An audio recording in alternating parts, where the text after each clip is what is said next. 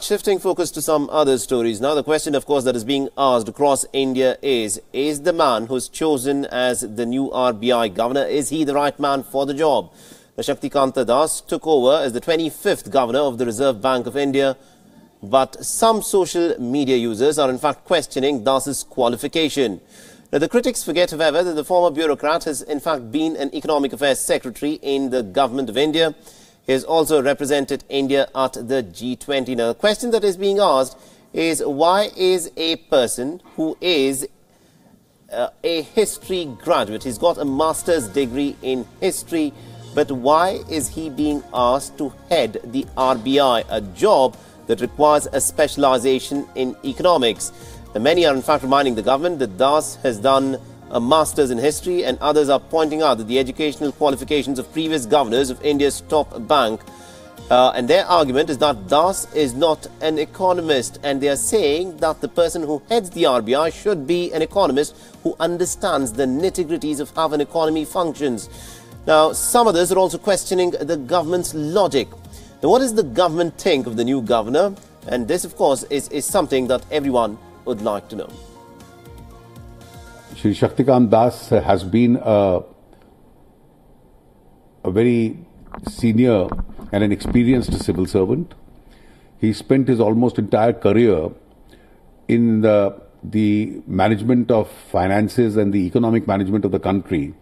He's also had an experience of having prepared several budgets as a joint secretary in charge of the budget division of the government of India, and subsequently, he's been a G20 Sherpa on behalf of India, which is also a parallel economic dialogue which goes on.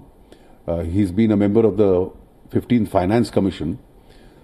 I think he has the right credentials. He has been extremely professional, has worked under various governments, and has excelled himself. And I'm sure in meeting the challenges before India's economy as a governor of the Reserve Bank, he'll certainly add to that office. All right, so that was India's Finance Minister Arun Jaitley, who's actually a lawyer by profession, but he's, of course, heading the Finance Ministry, and he sees no sort of a contradiction in a person with a master's degree in history heading the RBI. Now, Urjit Patel's resignation did come as a bit of a surprise to many, but it was not totally unexpected. The tussle between the Modi government and the Reserve Bank was more than obvious, and the government critics were repeatedly pointing out that the Reserve Bank's autonomy was under serious threat. But what happens now that the Reserve Bank has a new governor? Now, Das has to take some tough questions, and he's pretty clear that autonomy aside, it is the government that is ultimately responsible for the finances of the country. I have mentioned right in the beginning that, I will sort of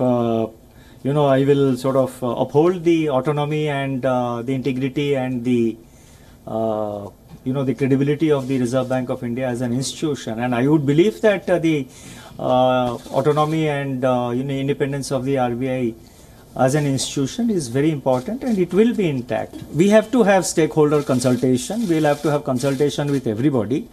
Government is ultimately the government has an government is not just a stakeholder, but the government of the day runs the economy, runs the country, and manages major policy decisions. So that there has to be free, fair, objective, and very frank discussion with between the government and the Reserve Bank of India. And I would like to believe that all issues, howsoever contentious, can be resolved through discussion.